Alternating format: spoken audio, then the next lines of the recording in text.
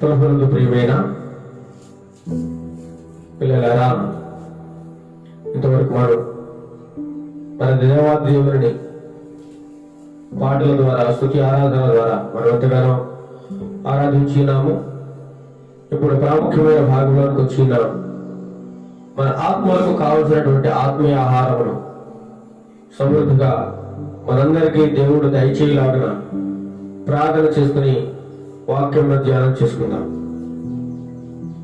సర్వకృపానిధియగు మా ప్రియ పరలోకపు తండ్రి, నీ యొక్క పరిశుద్ధమైన నామములకు స్తుతులు స్తోత్రములు చెల్లిస్తున్నాం నాయన. ఇంతవరకు ఆరాధనలో ఉన్నారు ప్రభా. సక్రమంగాను మర్యాదగాను క్రమముగాను నేను ఆరాధించడానికి మీరు ఇచ్చిన గొప్ప భాగ్యమును బట్టి మీకు వందనాలు స్తోత్రాలు తెలుస్తున్నా ప్రభా. ఈ లోకంలో ఎంతో మంది పేరు ప్రఖ్యాతులు గలవారు, గొప్పవారు, ధనవంతులు, అధికులు ఎంతో మంది ఈ సమయంలో ఈ లోకమును విడిచిపెట్టి వెళ్ళిపోయారు ప్రభా. అయితే మమ్మల్ని సజీవ లెక్కలో ఉంచి నీ యొక్క ఆయుష్ను మాకు దయచేసి నీ యొక్క ఊపిరినిచ్చి మమ్మల్ని జీవింపజేసిన విధానం బట్టి నీకు వందనాలు స్తోత్రాలు చెల్లిస్తున్నాం నాయన. ఇప్పుడు నీ యొక్క వాక్యమును ధ్యానించుచుండగా మాకు కావలసినటువంటి ఆత్మీయ ఆహారమును నీ ప్రియ బిడ్డలందరికీ మాకు నువ్వు దయచేయండి ప్రభా. మాట్లాడేది మేము కాదు కానీ మీరే నీ యొక్క వాక్యము ద్వారా మా అందరితో మాట్లాడండి. మా నోటికి మీరు బోరగా ఉండండి ప్రభా. నీ ప్రజలకు స్పష్టంగా అర్థం కావడానికి నీ కృపను సహాయమును దయచేయండి. ఎంతమంది అయితే ఈ యొక్క వాక్యమని ఉంటున్నారు వారి అందరి హృదయములను మార్చమని, మార్పు చెందడానికి నీ కృపను సహాయమును దయచేయమని, వారి హృదయంలో ఒక నూతనమైన కార్యమును నూతనముగా జరిగించమని, వారి కుటుంబములన్నిటినీ దీవించి ఆశీర్వదించమని ఘనత మహిమ ప్రభావములు మీకే చెల్లిస్తూ యేసుక్రీస్తు నామములో ఈ మనవులన్నీ అడిగి వేడుకొనుచున్నాం తండ్రి. ఆమేన్, ఆమేన్. ప్రియులారా, ఈరోజు మన వాక్య ధ్యానాంశం పరిశుద్ధాత్మను మోసగించిన మనుష్యులు. ఎవరండి చెప్పాలన్నారు? పరిశుద్ధాత్మను మోసగించిన మనుష్యులు. పరిశుద్ధాత్మ అనగా ఎవరండి? పరిశుద్ధాత్మ అనగా దేవుడు. ఆయన ఒక వ్యక్తి. చాలా మంది ఒక శక్తి మాత్రమే అనుకుంటారు. కాదు ప్రియులారా, పరిశుద్ధాత్ముడు కూడా ఒక వ్యక్తి. ఆయన త్రియేక దేవుడు, త్రిత్వమైన దేవుడు. తండ్రిగా ఉన్నాడు, కుమారుడిగా ఉన్నాడు, పరిశుద్ధాత్ముడుగా ఉన్నాడు. అలాగని చెప్పి ముగ్గురు దేవుళ్ళు కాదు, ముగ్గురు దేవుళ్ళు కానే కాదు. ఆయన ఒక్క రీతిగానే ముగ్గురు కలిసి ఒకే విధముగా ఉన్నారు పిల్లలు. ముగ్గురు కలిసి ఒకటే. త్రిత్వమైన దేవుడు, త్రియేక దేవుడు ఆయా కాలములలో, ఆయా సందర్భములలో తండ్రిగా ఉన్నాడు, కుమారుడుగా ఉన్నాడు. ఇప్పుడు మనందరి మధ్య పరిశుద్ధాత్ముడుగా మన మధ్య సంచరిస్తూ మనతో మాట్లాడుతూ ఉన్నాడు ప్రియులారా. అటువంటి పరిశుద్ధాత్మ దేవుడిని మోసం చేస్తే ఏమవుతుంది? అలా మోసం చేసిన మనుషులు ఉన్నారా అంటే ఉన్నారని చెప్పుకోవాలి. దైవ గ్రంథం కూడా సెలవిస్తూ ఉంది. పరిశుద్ధాత్మను అనేక మంది ఈనాడు కూడా మోసం చేస్తూ ఉన్నారు పిల్లల. పరిశుద్ధాత్మ దేవుడిని, ఆయన శక్తిని గ్రహించక పరిశుద్ధాత్మను చాలా చులకనగా చూస్తూ అనేక మంది సేవకులు, బోధకులు ఆ యొక్క శక్తిని గ్రహించకుండా ప్రవర్తిస్తూ ఉన్నారు పిల్లరా. అదేవిధంగా ఆ యొక్క పరిశుద్ధాత్మ శక్తి ఏంటో తెలియకుండా ఉన్నటువంటి మనుషుల గురించి మనం ఈరోజు మాట్లాడుకుందాం. అపోస్తలుల కార్యములు 5వ అధ్యాయము 1వ వచనం నుండి 11వ వచనం చూసినట్లయితే మనకి అక్కడ ఒక ఇద్దరు మనుషులు కనబడుతూ ఉన్నారు. ఒక ఇద్దరు మనుషులు, వారు పరిశుద్ధాత్మ దేవుని మోసం చేసిన వారిగా ఉన్నారు. అబద్ధం ఆడినట్లుగా ఇక్కడ కనబడుతుంది పిల్లలు. వారు దేవుని యొక్క శక్తిని గ్రహించకుండా వారి యొక్క మనుషులు మాట్లాడినట్లుగా దేవునితో కూడా మాట్లాడితే చెల్లుతుంది అనుకుని వారు చాలా తక్కువ అంచనా వేశారు పరిశుద్ధాత్మ దేవుని. చివరికి వారు చాలా నష్టపోయారు, వారికి జీవితాన్నే కోల్పోయారు. ఆ యొక్క సందర్భం మనం అనేక సార్లు విన్నాము, మరొకసారి మనం విందాం ప్రియులారా. పరిశుద్ధాత్మ దేవునితోనే వారు అబద్ధం పలికారు. చూడండి ప్రియులారా, అబద్ధం అనేటువంటిది చాలా ప్రమాదకరమైన అబద్ధం. చాలా మంది చాలా సులువుగా సింపుల్ గా అబద్ధాలు ఆడుతూ ఉంటారు. అబద్ధాలు ఆ విధంగా అబద్ధం ఆడటం వల్ల ఆ అబద్ధాల నుంచి బయటపడడానికి ఇంకా అనేకమైన అబద్ధాల మీద అబద్ధాలు, అబద్ధం మీద అబద్ధాలు నిత్యము చెప్పుతూనే ఉండాలి. వాడి జీవితం అంతా ఇంకా అబద్ధాలతో నిండిపోయి ఉంటుంది. సత్యాన్ని ఎప్పుడు చెప్పలేడు. సత్యాన్ని ధైర్యంగా ఒప్పుకున్నవాడు యథార్థవంతుడు, నిజాయితీ గలవాడు. చేసిన తప్పును ఒకవేళ తప్పు చేసినట్లయితే యథార్థంగా ఒప్పుకోవాలి. ఆ ధైర్యం కావాలి. అబద్ధం పడడానికి ఉండే ధైర్యము సత్యం చెప్పడానికి ఉండదు పిల్లలు. సత్యాన్ని చెప్పడానికి, సత్యాన్ని దాచిపెడుతూ ఉంటారు. ఈ అబద్ధం చెప్పడం వల్ల కొన్నిసార్లు ప్రాణం కూడా పోయే ప్రమాదం ఉంది పిల్లలు. ప్రాణాలు కూడా కోల్పోతారు అబద్ధాలు చెప్పడం వల్ల. లేదా తప్పు చేసినప్పుడు ఆ తప్పును సరిదిద్దుకునే అవకాశాన్ని కూడా దేవుడు ఇస్తున్నాడు. కానీ ఆ అవకాశాన్ని వదిలేసి అబద్ధాలతో జనాలు బతికిస్తూ ఉన్నారు, అబద్ధాలతో మోసం చేస్తూ ఉన్నారు. దేవుడి నుండి మానవుడిని వేడి చేసేస్తుంది ఏంటంటే అబద్ధం. ఏదండి? అబద్ధం దేవుడి నుంచి మానవుడిని వేరు చేసి విడదీసేస్తుంది. ఈ అబద్ధానికి ఒక మూల పురుషుడు, ఒక జనకుడు ఉన్నాడు. ఎవడన్నవాడు?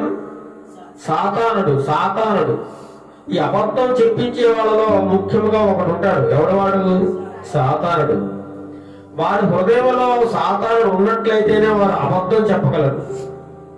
లేదా వారి యొక్క హృదయంలో దేవుడు ఉన్నట్లయితే అబద్ధానికి వారి హృదయంలో చోటు లేదు, సాతానుడికి వారి హృదయంలో చోటు లేదు. పిల్ల ఈనాడు ప్రపంచాన్ని చూసినట్లయితే చాలా మంది అబద్ధ సాక్ష్యాలు పలుకుతూ ఉన్నారు. అనేక మంది నిర్దోషులను దోషులు చేస్తూ అబద్ధ సాక్ష్యాలు పలుకుతూ కోర్టులో కూడా నేరం చేయని వాడికి శిక్ష విధిస్తూ ఉన్నారు. నేరం చేసిన వాడిని అబద్ధ సాక్ష్యాలతో వాడిని బయటికి రప్పించి ప్రజల మధ్య చలామణి అయ్యేలా చేస్తా ఉన్నారు. ఎంత దారుణకరమైన పరిస్థితుల్లో ఉన్నా చూడండి. అబద్ధం చాలా ప్రమాదకరం. వీలైతే ప్రియులారా సత్యాన్ని పలకడానికి మనం అందరం ప్రయత్నించాలి. సత్యాన్ని ఒకవేళ మనం తప్పు చేసినా సరే దాన్ని ధైర్యంగా ఒప్పుకోవాలి. ధైర్యంగా ఒప్పుకుంటే వెంటనే మనము జాలి పొందుకోగలుగుతాం, ధైర్యం పొందుకోగలుగుతాం. మనం క్షమాపణ అడిగినట్లయితే అయ్యా నేను నీ ఎడల తప్పు చేశాను, దయచేసి నన్ను క్షమించండి అన్నటువంటి మాట మాట్లాడినట్లయితే ఎదుటి వారు క్షమించే అవకాశం ఉంటుంది. అక్కడతో ఆ సమస్య సద్దుమణిగిపోతా ఉంది. లేదా అబద్ధం ఆడుచూ ఉన్నట్లయితే జీవితం అంతా అబద్ధాలతో నిండిపోయి సాతానుడు వారి యొక్క హృదయంలో తిష్ట వేసుకుని జీవితాంతం అబద్ధాలు ఆడిస్తూ వారి యొక్క జీవితాన్ని సర్వనాశనం చేస్తూ చివరికి ప్రాణం పోయే వరకు కూడా వాడు వేధిస్తూ ఉంటాడు. పిల్లలు విడిచిపెట్టాడు సాతాను. అదే విధంగా ఇక దైవ గ్రంథంలో ఒక ఇద్దరు మనుషులు కనబడతా ఉన్నారు. వారి హృదయంలో కూడా సాతాను ప్రవేశించాడు. ఎవరండి? ప్రతి ఒక్కరిని ప్రతి ఒక్కరి హృదయంలో వాడు ప్రవేశించాలని, వాడు తిష్ట వేసుకొని కూర్చోవాలని వాడు నిత్యము ప్రయత్నం చేస్తూనే ఉన్నాడు. ఎన్నటిగా ఆ ప్రయత్నం వాడు విడిచిపెట్టడు. కాబట్టి ప్రియులారా బైబిల్లో దైవ గ్రంథంలో వాయబడిన ఇద్దరు మనుషులు ఉన్నారు. వారు అననీయ సప్పిరాలు. ఎవరండి? అననీయ సప్పిరాలు. వారి హృదయంలో దేవుడు ఒక నూతనమైన కార్యాలని చేయడానికి బదులు వారి హృదయంలో సాతానుడు ప్రవేశించి దేవునికి విరోధముగా, ఎవరికండి? పరిశుద్ధాత్మకు విరోధముగా వారు అబద్ధం ఆడి వారి యొక్క ప్రాణాన్ని పోగొట్టుకోవడానికి ముఖ్య కారకుడు అయ్యాడు. ఎవరండి అయ్యాడు? సాతానుడు. అదేవిధంగా ప్రియులారా, మన హృదయంలో సాతాను గారి చోటించామా, ఎంత దుర్మార్గమైన కార్యాలైనా, ఎంత నీచమైన కార్యాలైనా చేయడానికి మనల్ని పురుగొలుపుతూ ఉంటాడు, ప్రేరేపిస్తూ ఉంటాడు. ఎన్ని అబద్ధాలైనా ఆడడానికి, ఎన్ని నేరాలైనా చేయడానికి వాడు పురుగొలుపుతూ ఉంటాడు. ప్రియులారా, ఏ చిన్న అబద్ధమే కదా మాట్లాడే, ఇంకా ఈ అబద్ధం ఆడడం నీకు ఏమి నష్టం వచ్చింది, ఏ గొప్పలే మునిగిపోలే చెప్పేసి అని చెప్పి ప్రేరేపణ కలుగు చేస్తూ ఉంటాడు. అదే విధముగా ఈ యొక్క హననీయ సత్పీర హృదయంలో కూడా వాడు ప్రవేశించి వారి ద్వారా దేవునితోనే అబద్ధం ఆడేలా చేశాడు. ఈనాడు చూసినట్లయితే అంత అబద్ధం, ఈ లోకమంతా అబద్ధం మోసంతో నిండిపోయింది. ఇలా ఎక్కడ చూసినా మాయ, ఎక్కడ చూసినా అబద్ధము, దొంగ మాటలు, దొంగ బుద్ధులు, ఎక్కడ సత్యం లేదు. అంత అబద్ధంతో మోసంతో నిండిపోయింది లోకం. ఇలాంటి లోకంలో మనం ఉన్నాం ప్రియులారా. కాబట్టి ఈ లోకంలో ఉన్నటువంటి ఈ మాలిన్యము, ఈ మురికి మనకంటకుండా బయటపడాలంటే మన హృదయంలో దేవాది దేవునికి చోటిస్తేనే తప్ప మనం బయటపడలేము. అననీయ అనగా యెహోవా దయ అని అర్థం, గుర్తు పెట్టుకోండి. అననీయ అనగా యెహోవా దయ, యెహోవా దయాళుడు. పేరు ఎంత బాగుంది చూడండి, చాలా బాగుంది అననీయ అనే పేరు. అతని యొక్క భార్య పేరు సిప్పోరా. ఏ పేరండి? సిప్పోరా. సిప్పోరా అనగా సొగసైనది, నీలకాంతము గలది అని అర్థం. ఈ అననీయ సప్పీరులిద్దరు కూడా భార్య భర్తలు. వీరు యెరూషలేములో నివాసం చేస్తా ఉన్నారు. యోధా జాతికి సంబంధించిన వారు ఈ అననీయ సప్పీర. అయితే ఆనాటి కాలంలో యేసు ప్రభు గారి యొక్క శిష్యులు, అపోస్తలులు అందరూ కూడుకొని ప్రభు యొక్క రాజ్య సువార్తలను ప్రకటిస్తున్న సమయంలో మీరు వాక్యాన్ని విరివిగా బోధిస్తా ఉన్న సమయంలో అనేక మంది వీరి యొక్క వాక్యమును విని మార్పు చెంది వారి యొక్క హృదయాలను మార్చుకొని దేవునికి వారి యొక్క హృదయాన్ని సమర్పించి దేవుని యొక్క సేవకుల నిమిత్తము, సేవ నిమిత్తము, పరిచర్య నిమిత్తము వారికి ఉన్న ఆస్తులు, ఇండ్లు, పొలాలు, భూములు అన్ని అమ్మేసి ఈ యొక్క అపోస్తలుల పాదాల చెంత పెట్టి, అయ్యా మీరు పరిచర్య విస్తరించండి, దేవుని పనిలో ముందుకు సాగండి, ఎవరైతే నిరుపేదలు ఉన్నారో మా ఆస్తినంతా పంచిపెట్టేయండి అని అపోస్తలులకి దేవుని వాక్యమైనటువంటి విశ్వాసములో బలపడినటువంటి అనేక మంది దేవుని యొక్క బిడ్డలు వారి ఆస్తుపాస్తులన్నీ అమ్మి తెచ్చి అపోస్తలుల పాదాల దగ్గర పెట్టారు. పిల్ల ఎంత ఉంటే అంత, ఒక ఇల్లు తనకు ఇల్లు అమ్మేసేసి ఆ డబ్బు తెచ్చి, అయ్యా నాకు ఉన్న ఇల్లు నమ్మేశాను, ఈ డబ్బు దేవుని యొక్క పరిచయ నిమిత్తం వాడండి. అయ్యా నా భూమి దిగో ఇంత 10 ఎకరాల పొలం ఉంది, నేను ఇది అమ్మేసి మీకు ఇచ్చేస్తున్నాను అని చెప్పి ఆ డబ్బులు ఇచ్చి ఆ యొక్క పేతురు ఆ యొక్క అపోస్తలుల పాదాల దగ్గర పెడుతూ ఉండేవాడు. అపోస్తలులు వారి కోసం ప్రార్థన చేసి వారిని ఎంతగానో దేవుని పరిచయంలో ప్రోత్సాహపరుస్తూ వారిని దేవుని యొక్క మార్గంలో నడిపిస్తూ, ఈ లోకంలో మనం ఏది సంపాదించుకున్నా ఏది మనకు కూడా రాదు, ఇదంతా వ్యర్థం. మన ఇంట్లో సంపాదించుకోవడం, భూములు సంపాదించుకోవడం, డబ్బు సంపాదించుకోవడం, ఆస్తి ఇదంతా వృధా. ఇవన్నీ కాకుండా మనం దేవాది దేవుని కలిగి ఉంటే మనకు అదే చాలు, అదే గొప్ప భాగ్యము అని వారు బోధిస్తున్న సమయంలో అనేక మంది తమ మనసులు మార్చుకొని ప్రేరేపణతో వారిని అపోస్తలులు బలవంతం పెట్టలేదు. ప్రియులారా, మీరు ఎంత కానుకదండి అంత కానుకదండి, భూములు అమ్మండి, ఇళ్ళు అమ్మేసి మాకు ఇచ్చేయండి అని ఏనాడు వారిని బలవంతం పెట్టలేదు, ఏనాడు బలవంతం చేయలేదు, ఏనాడు వారు కానుకలు అడుక్కోలేదు. కానుకలు అడుక్కోమని యేసు ప్రభు వారు కూడా వారికి సెలవేలేదు.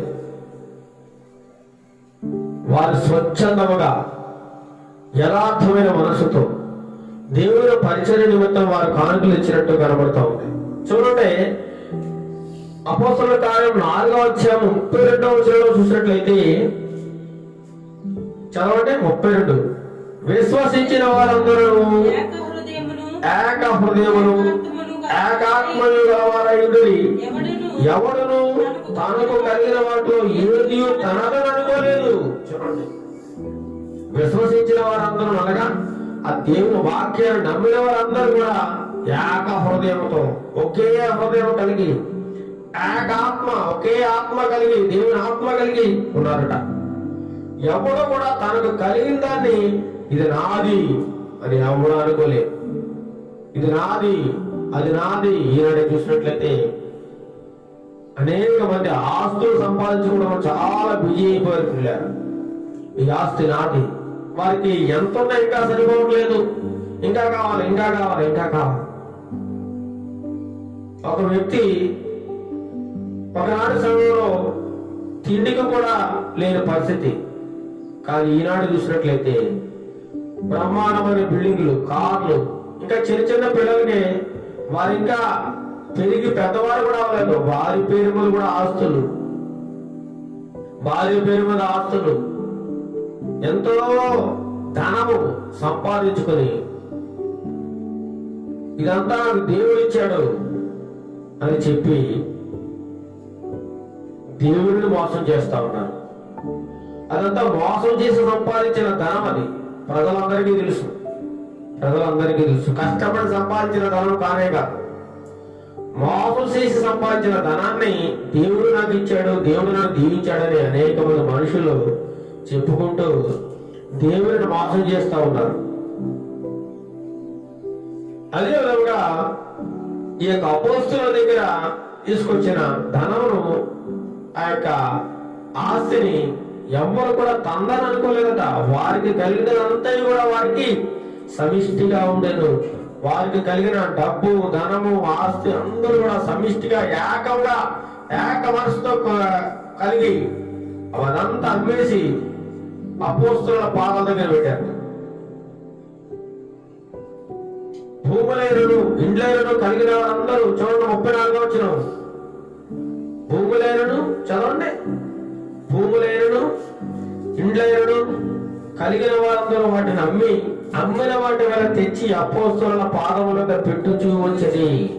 ప్రతి వారికి వారి వారిని అక్కర కొలది పంచిపెట్టి కనుక వారిలో ఎవరికనే కుదువు లేకపోయారు. ఈ అపోస్తలులు ఎవరిని అడగలేదు, అమ్మా మేము పరిచర్య చేస్తున్నాం, మా కానుకలు ఇవ్వంట, మేము ఎలా బ్రతకాలి అనే మాట ఎవ్వరూ మాట్లాడలేదు పిల్లలు. ఈనాడు సేవకులు చూసినట్లయితే దేవుని పేరు చెప్పుకొని కానుకలు విస్తారంగా తడుకుంటూ ఆ వచ్చిన కానుకలతో భూములు, పొలాలు, ఆస్తులు, అంతస్తులు సమకూర్చుకుంటూ విలాసవంతమైన జీవితాన్ని జీవిస్తూ నిరుపేదలు ఇచ్చినటువంటి కానుకలను వారు ఎంజాయ్ చేస్తూ ఉన్నారు. పిల్ల ఎంజాయ్ చేస్తున్నారు. పరిచర్యకి వారు ఖర్చు పెట్టేది ఏమీ లేదు. ఒక సేవకుడైతే దేవుని యొక్క కానుకలుగా వచ్చిన దేవుని పిల్లలు ఇచ్చినటువంటి కానుకలతో 30 ఎకరాల పొలం కొన్నాడట. ఎన్ని ఎకరాలు? 30 ఎకరాల పొలం. ఒకప్పుడు తినడానికి తిండి లేదు ఆయనకి, 30 ఎకరాల పొలం కొన్నాడు. అంతేకాకుండా మంచి విలాసవంతమైన ఇల్లు కట్టుకున్నాడు. అంతేకాకుండా లగ్జరీ కార్లు కొనుక్కున్నాడు. అంతేకాకుండా తను ఎక్కడికి వెళ్ళాలంటే అక్కడికి వెళ్తూ విస్తారంగా ధనాన్ని ఖర్చు పెట్టుకుంటూ తన కుటుంబము తను బ్రతకడానికి మాత్రమే పరిచర్య చేస్తూ ఉన్నాడు తప్ప ఆ యొక్క కానుకలు పేదలకి, అనాథలకి ఖర్చు పెట్టాలనే మనసు ఏమాత్రం లేదు. ఆనాడు చూసినట్లయితే బర్నబా అనే ఒక వ్యక్తి మన కళ్ళలో చూడగలం. కుప్రలో పుట్టినటువంటి లేవీయుడకు యోసేపు అనే ఒకడు ఉండేరట. ఇతనికి అపోస్తలుడు ఏ పేరు పెట్టారట? హెచ్చరిక పుత్రుడని. అతని పేరు అంతకుముందు యోసేపు. అయితే అపోస్తలుడు ఏం చేశారంటే బర్నబా అనే పేరు పెట్టారట. బర్నబా అనే పేరుకి హెచ్చరిక పుత్రుడు, ఏంటంటే హెచ్చరిక పుత్రుడు పేరు పెట్టారు. ఇతడు గొప్ప ధనవంతుడు, చాలా భూమి గలవాడు, విస్తారమైన ఆస్తి ఉంది. ఎప్పుడైతే దేవుని యొక్క వాక్యం విన్నాడో, అపోస్తలుల బోధ ఉన్నాడో, వెంటనే తన యొక్క హృదయాన్ని మార్చుకుని వారితో సహవాసంలో కూడి సంఘములో సభ్యుడిగా ఉండి వాక్యానుసారమైన జీవితాన్ని జీవించాలి. ఈ ఆస్తి నాకు అవసరం లేదు, ఆస్తి నాకు అని చెప్పి తనకున్న భూమి అంతా అమ్మేసి, చూడండి ఇతడు భూమి గలవాడే ఉండి దాన్ని అమ్మి దాన్ని వెల తెచ్చి ఎక్కడ పెట్టాడా? అపోస్తలుల పాదముల దగ్గర పెట్టేశాడు. అయ్యా, దేవుని పరిచర్యకు వాడండి, నాకు అవసరమే లేదు ఈ భూమి, నాకు ఆ నిత్య రాజ్యం కావాలి, ఆ పరలోక రాజ్యం కావాలి. ఈ భూమి ఎందుకు నాకు, ఈ ఇళ్ళు ఎందుకు, ఈ కార్లు ఎందుకు, ఈ బంగాళాలు ఎందుకు, ఇవేమీ నాకు కూడా రావు అనే సత్యాన్ని గ్రహించిన వాడే తనకున్న భూమంతా వేసి గొప్ప ధనవంతుడు అపోస్తలుల పాదాల దగ్గర పెట్టేసి, వీరేం బలవంతం చేయలేదు. ఓ బర్నబా, నీకు ఇంత ఆస్తుండే, నువ్వు అమ్మేసి నా దగ్గర తీసుకురా, నా కానుక ఇచ్చేయి, దేవుని కానుక రూపంలో ఇచ్చేసి నువ్వు సేవ చేయాలి అనేటువంటి మాటను ఈ యొక్క అపోస్తలులు ఏనాడో పలకలేకపోయారు. ఈనాడైతే సేవకులు కానుకల కోసం ఎంతగానో సంఘాల్లో బోధిస్తున్నారు. వీరు విలాసవంతమైన జీవితాన్ని మంచి కారులో దిగుతూ ఉంటారు. పాపం సంఘానికి వచ్చే ఆ యొక్క నిరుపేద కనీసం తొక్కడానికి సైకిల్ కూడా ఉండదు. వారెంతో నిరుపేదలు, సరైన గృహాలు ఉండవు, సరైన బట్టలు ఉండవు, సరైన భోజనం ఉండదు. అయినా సరే పట్టించుకోరు. ఇంకా వారి దగ్గర గుంజుకోవడానికే చూస్తా తప్ప వారికి పెట్టాలి, వారికి సహాయం చేయాలి అనేటువంటి ఆశ, కోరిక ఏ ఒక్కరికి లేదు. పిల్లలు ఎవరో కొంతమంది చేస్తున్నారు దైవ సేవకులు తప్ప మిగతా వారందరూ ధనార్చనే, ధనాన్ని సంపాదించుకుంటూ దేవుని పేరు చెప్పి అడుక్కుంటూ, పైగా మేము పరిచర్య చేస్తున్నాం. పరిచర్య పేరుతో ఎంతో మోసం చేస్తా ఉన్నారు. వారు అనుకుంటారు మేము జనాల డబ్బు మీద బతికేస్తున్నాం అనుకుంటున్నారు తప్ప పరిశుద్ధాత్మ దేవుని మోసం చేస్తున్నామని వారు గ్రహించడం లేదు. వచ్చిన కానుకంతా వారు అనుభవిస్తారు తప్ప పేదలకు కానీ, నిరుపేదలకు కానీ, అనాథలకు కానీ ఎవరు సహాయం చేయరు. ఎవరికి ఒక రూపాయి కూడా ఖర్చు పెట్టరు. దేవుని పేరు చెప్పిన అనుకునే పెద్ద మోసగాడు ఈ దైవ సేవకుడు. పైగా వీరు పెట్టుకునే పేర్లు రెవరెండ్, బిషప్పులు, డాక్టర్లు, ఆ పేరు మొదట్లోనే పెట్టుకుంటారు. అపోస్తలులు, మేము ప్రవక్తలం అని చెప్పుకుంటూ ఆ బిరుదులని తగిలించుకుంటూ జనాలు మోసం చేస్తూ తమను తాము హెచ్చించుకుంటూ విర్రవీగిపోతూ ఉన్నారు. కానీ ఆనాటి అపోస్తలులు తమ కోసం ఏమీ ఉంచుకోకుండా సమస్తాన్ని అనాథలకు, పేదలకు, పరదేశులకు ఎవరికి కొలువు లేకుండా ఎవరికైతే ఆ యొక్క ధనం అవసరమో ఆ ఇండ్లు, భూములు, అమ్మగా వచ్చిన డబ్బంతా వారి పాదాల దగ్గర పెట్టారు. విశ్వాసులు, సంఘ సభ్యులు సమిష్టిగా తెచ్చి వారి దగ్గర పెడితే ఇదంతా కూడా అనాథలకు, పరదేశులకు, దిక్కులేని వారికి, ఎవరికైతే ఆపదలు వారు అందరికి పంచిపెట్టేశారు. పిల్లలు ఎవరికి కొలువు లేకుండా అందరికి పంచిపెట్టేశారు. స్వచ్ఛందంగా వారి చాలా స్థిరాస్తులన్నీ కూడా అమ్మేసి క్రీస్తు దగ్గర పెట్టినప్పుడు అదంతా కూడా పేదలకు పంచిపెట్టారు. ఎంత గొప్ప త్యాగం ప్రియులారా, ఎంత గొప్ప త్యాగం! అది నిజమైన పరిచర్య, నిజమైన సేవ అంటే అది. ఈనాడు చేసేది సేవది, సేవే కాదు ప్రియులారా, అంతా మోసం, దగా, కుట్ర. దేవుని పేరు చెప్పుకుని బైబిల్ పట్టుకుని అడుక్కుంటూ ఒకనాడు తినడానికి తెలియలేనటువంటి వ్యక్తి ఈరోజు వేల కోట్ల రూపాయలు సంపాదించుకొని విలాసవంతమైన జీవితాన్ని అనుభవిస్తున్నాడు. కేవలం దేవుని పేరు చెప్పుకొని, దేవుని పేరు వాడుకుంటూ, దేవుడినే మోసం చేస్తూ ఉన్నాడు. పరిశుద్ధాత్మ దేవుడిని మోసం చేస్తున్నారనే తన హృదయం ఏమాత్రం కూడా గద్దించడం లేదు. పిల్ల మన వాక్య భాగంలోకి వెళ్ళిపోతాం. చూడండి 5వ అధ్యాయము మొదటి వచనం చదవండి. అననీయ అనే ఒక మనుషుడు నేను తన భార్య సప్పిరాతో ఏకమై పొలం అమ్మాను. ఆనాటి కాలంలో వీరు కూడా సంఘ సభ్యులుగా ఉన్నట్టు కనబడుతుంది. అననీయ సప్పిర అందరూ అనేక మంది విశ్వాసులు దేవుడు నమ్ముకున్న తమ పొలాన్ని భూములు అమ్మేసి అపోస్తలుల పాదాల దగ్గర పెట్టి పరిచయం తీర్చేస్తా ఉన్నారు. అదేవిధంగా వీరు కూడా మనసులో కోరిక కలిగింది. ఈ అననీయ సప్పిరా అనే ఈ భార్య భర్తలు ఇద్దరు కూడా కొంచెం పొలం ఉంది, భూమి ఉందన్నమాట. వీరు హృదయంలో అనుకున్నారు, మనం కూడా అందరం వలే మన భూములు కూడా అమ్మేసి అపోస్తలులకి ఇచ్చేద్దాం అని అనుకుని పొలాన్ని అమ్మేశారు. ఏం చేశారంటే ఇద్దరు కూడా పొలం అమ్మిన తర్వాత దేవస్థల వారికి డబ్బు వచ్చింది. మొట్టమొదటి ఏమనుకున్నారు, పొలాన్ని అమ్మి అపోస్తలులకు ఇవ్వాలి అనుకున్నారు. కానీ ఎప్పుడైతే అమ్మగా డబ్బు వచ్చిందో ఆ యొక్క ధనాన్ని చూడగానే వీరి యొక్క హృదయం మారిపోయింది. డబ్బులు చూడగానే వీళ్ళ హృదయం ఏమైపోయిందంటే మారిపోయింది. వారి హృదయం అంతా కూడా మారిపోయి వారి భార్య భర్తలిద్దరు కూడా ఒక ప్లాన్ వేసుకుంటా ఉన్నారు. స్కెచ్ గీసుకున్నారు. అననే అంటున్నాడు తన భార్యతో, మనం ఈ పొలాన్ని అమ్మాం కదా, ఉదాహరణకి ఆ పొలాన్ని అమ్ముతో ₹1,00,000 వచ్చి అనుకుందాం అనుకున్నటువంటి ఆస్తిని పొలాన్ని అమ్మేశాడు. అన్నయ్య సత్వర భార్య భర్తలు ఇద్దరు ₹1,00,000 వచ్చాయి అనుకుందాం. అయితే వారు ఎప్పుడైతే ఆ యొక్క ధనాన్ని ఇంటికి తెచ్చారో, ఇంట్లో పెట్టుకున్నారో, ఆ ధనాన్ని చూడగానే వారి హృదయంలో ఒక బలమైన కోరిక కలిగింది. ఆ కోరికను కలిగించిన వాడు, వారి హృదయంలో ప్రేరేపణ కలుగు చేసిన వాడు ఎవరండి? సాతానుడు. సప్పిరతో అంటున్నాడు, సప్పిరా మనం ఈ పొలం అమ్మగా ₹1,00,000 వచ్చాయి కదా, ఈ ₹1,00,000 ఒక 50 లక్షలు మనం ఉంచుకుందాం. సగం డబ్బు మనం ఉంచుకుని ఉన్న సగం డబ్బు అపోస్తలులకు ఇచ్చేద్దాం.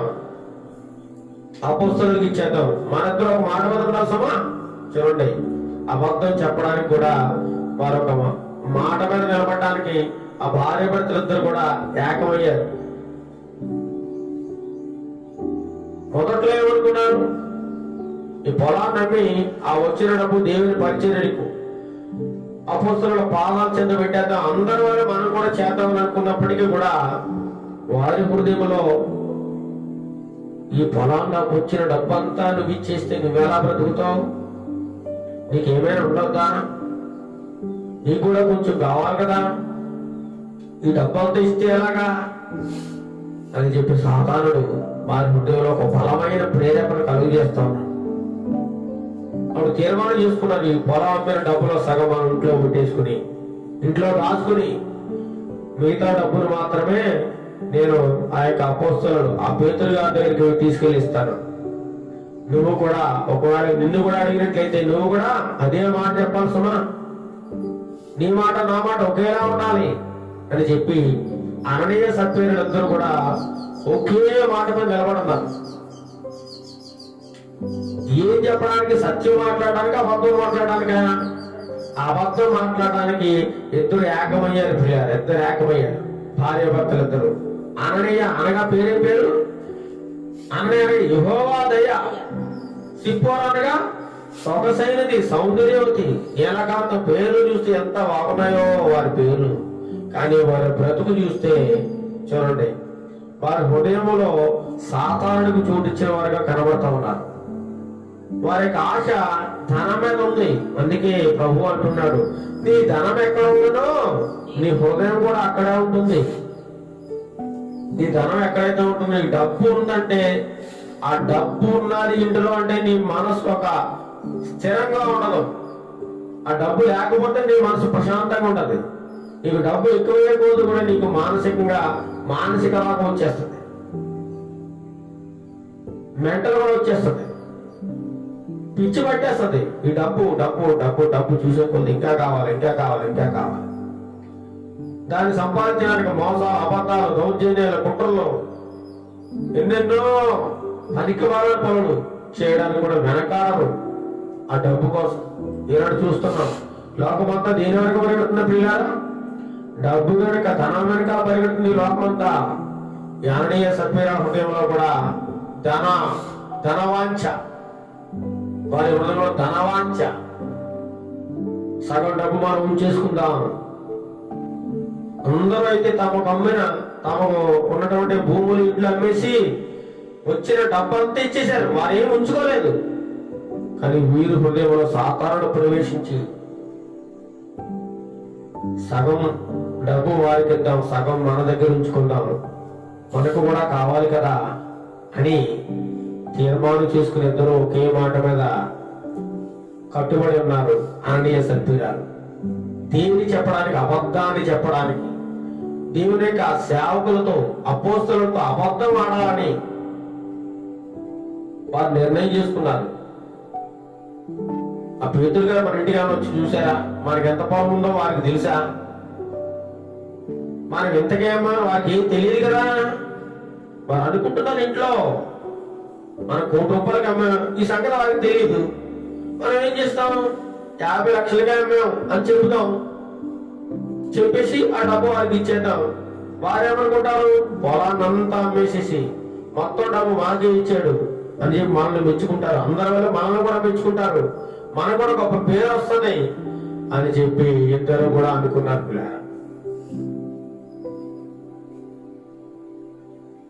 అందరూ ఇస్తున్నారు, మనకు కూడా వాళ్ళని అనుకున్నారు, మంచిది. కానీ ఆ ఇవ్వడంలోనే మీరు తప్పు చేస్తా ఉన్నారు.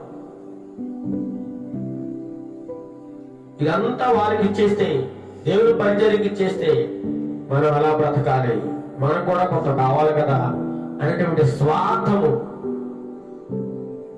ధనాశను సాతాను వారి కలిగించి సగం డబ్బులు ఇంట్లో దాచిపెట్టుకుని ఇంతకే మనం పొలాన్ని చెప్పాలని భార్య భర్తలు ఇద్దరు తీర్మానం చేసుకున్నారు గట్టిగా.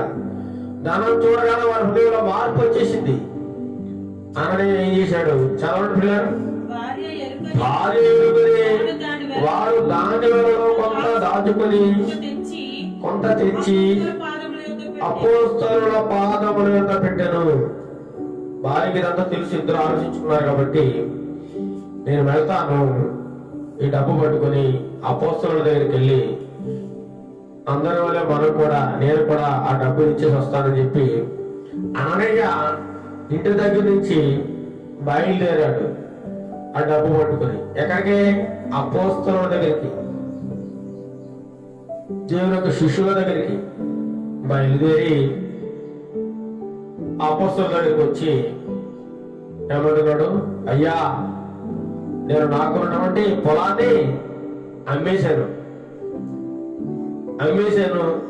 అమ్మినప్పుడు ఇదిగో ఈ 50 లక్షలే వచ్చాయి. ఏమన్నాడు?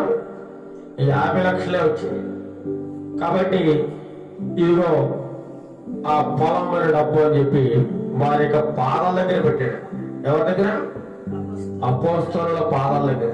దేవుని యొక్క శిష్యులు, గొప్ప పరిశుద్ధాత్మ సహాయంతో నింపబడిన వారు, దేవుని యొక్క శక్తితో నింపబడిన గొప్ప సైనికుల వారు, ఎన్నో అద్భుత కార్యములు చేస్తున్నవారు. వారిని చాలా తక్కువ అంచనా వేసుకున్నాడు ఈ అననీయ. దేవుని యొక్క శక్తిని చాలా చిన్నదూరు చూశాడు. అబద్ధం ఆడుతూ ఉన్నాడు. అయ్యా, నాకున్నటువంటి భూమిని అమ్మి ఈ యొక్క డబ్బును తీసుకొచ్చాను అని చెప్పి అక్కడ పెట్టాడు. అంతకుముందే పరిశుద్ధాత్మ దేవుడు పేతురుకు బోధిస్తా ఉన్నాడు. అననీయ సప్ఫీరాలిద్దరూ కూడా పొలం అమ్మారు. వారు ₹1,00,000 అమ్మారు. కానీ సగం డబ్బు ఇంట్లో పెట్టుకుని సగం డబ్బు మాత్రమే ఇక్కడే తీసుకొచ్చారు అని చెప్పి పరిశుద్ధాత్మ దేవుడు పేతురుకు బోధించాడు ముందుగానే. వీరు చేస్తున్న పని అంతా ఎవరు తెలిసిపోయిందండి? పేతురు గారు తెలిసిపోయింది. మనం అనుకుంటాం కొన్ని సందర్భాల్లో మనం చేస్తున్న పని ఎవరికీ తెలియదు. నాకు మాత్రమే తెలుసు. దొంగ అనుకుంటాడు, నేను దొంగతనం చేస్తున్నాను, ఇంకెవ కూడా నన్ను చూడట్లేదు అనుకుంటాడు. కానీ సమస్తాన్ని చూస్తున్న దేవుడు ఒకడు ఉన్నాడన్న సంగతి వాడు మర్చిపోతా ఉన్నాడు. సమస్తాన్ని మనం ఇప్పుడు ఏం చేస్తున్నామో, ఎక్కడ ఉన్నామో, ఏ విధంగా ప్రవర్తిస్తున్నామో, ఏ విధంగా నడుస్తున్నామో, మన నడక పడక అన్ని కూడా దేవుడు చూస్తా ఉన్నాడు. పిల్లలు సీసీ కెమెరా రికార్డ్ అయినట్టుగా ప్రతి ఒక్కటి మనంతా రికార్డ్ అవుతూనే ఉంది. నిత్యం కూడా దేవుడు చూస్తా ఉన్నాడు. దేవుడు చూస్తున్నాడు అనే భయం కూడా వారికి లేదు. అబద్ధం ఆడుతా ఉన్నారు. పేతురు గారు, అయ్యా దేవుని సేవ కూడా నా పొలాన్ని అమ్మాను, వచ్చిన డబ్బులు ఇవ్వు అని చెప్పి అప్పుడు పేతురు గారికి అర్థమైపోయింది, తను అబద్ధం ఆడుతున్నాడు. దేవుడు ఆల్రెడీ బోధించాడు ఆయనకి. పేతురు అంటున్నాడు, అప్పుడు చదవండి 3వ వచనం. అప్పుడు పేతురు, అననీయా నీ భూమి వెలలో కొంత దాచుకొని పరిశుద్ధాత్మను మోసపుచ్చటకు సాతాను ఎందుకు నీ హృదయమును ప్రేరేపించను? ప్రశ్న వేస్తా ఉన్నాడు, అడుగుతా ఉన్నాడు. అననీయా, నీకున్న పొలాన్ని అమ్మేశావు కదా? అమ్మేశాను అయ్యారు. అమ్మగా వచ్చిన డబ్బు ఇదేనా మొత్తం? అవునండి, ఇదే మొత్తం అండి, ఇంతకు మించి ఇంకేమీ లేదు డబ్బు నా దగ్గర, మొత్తం డబ్బు ఇదే అని అబద్ధం పలుకుతా ఉన్నాడు. కానీ పరిశుద్ధాత్మ దేవుడు ముందుగానే పేతురుకు బోధించాడు. వీరు చేసిందంతా తెలిసిపోయింది. వీరు ఏం చేస్తున్నారో సీసీ కెమెరాలో రికార్డ్ అయినట్లుగా, టీవీలో చూస్తున్నట్టుగా పేతురు గారికి ముందే తెలిసిపోయింది అంతా, వీరు బండారం అంతా.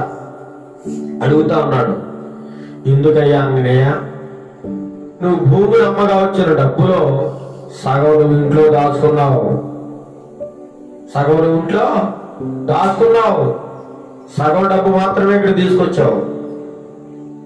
ఎందుకు నువ్వు దేవుడిని మోసం చేయాలనుకుంటున్నావు? ఎందుకు నీ హృదయంలో సాతానుకు చోటించావు?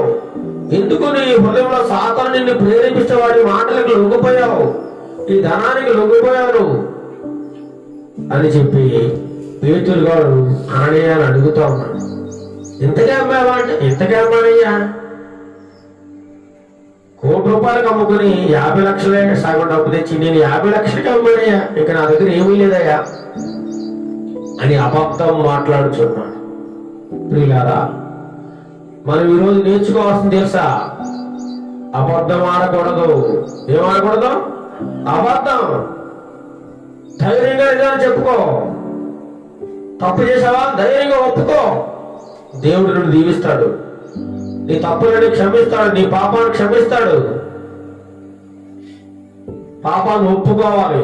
పాపాన్ని ఒప్పుకుంటే దానికి దేవుడు ఆ పాపం నుండి విడుదల ఏం చేస్తాడు? జాలిగల దేవుడు కాబట్టి నీ పాపాన్ని పరిహారం చేస్తాడు ఆయన.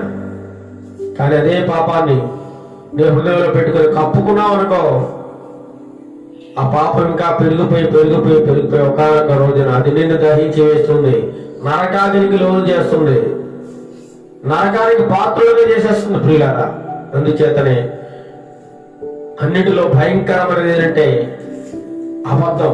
ఈ అబద్ధాన్ని మనం చెప్పకూడదు, నిజాన్ని మాత్రమే చెప్పాలి.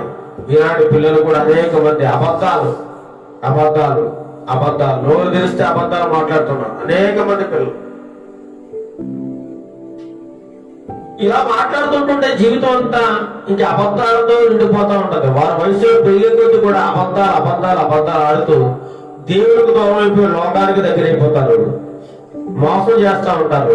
అనుకుంటారు, నేను మా నాన్నను మోసం చేస్తున్నాను, మా డాడీనే మోసం చేస్తున్నాను, మా మమ్మీని మోసం చేస్తున్నాను, మా కుటుంబ సభ్యులతో అబద్ధం చెప్పి నేను మోసం చేస్తున్నాను అని అనుకుంటారు. కానీ దేవుడిని మోసం చేస్తున్నాం.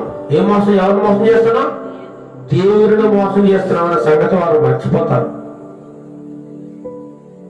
ఎందుకు అననయ్యా నువ్వు అబద్ధం ఆడుతున్నావు? నీ భూమిని ₹1,00,00,000 అమ్ముకుని 50 లక్షలకే అమ్మాయినని చెప్పి ఎందుకు అబద్ధం ఆడుతున్నావు? నేను మేమన్నా అడిగామా? అననయ్యా, నీకున్న భూమిని అమ్మేసి ఆ డబ్బులు తీసుకొచ్చి మా దగ్గర పెట్టని చెప్పి నీతో చెప్పామా? లేదు కదా. ఆ భూమి నీదే కదా, నేను అమ్మమ్మన్నవాడెవరు, మా దగ్గరికి ఇమ్మని ఎవరు చెప్పారు మీకు?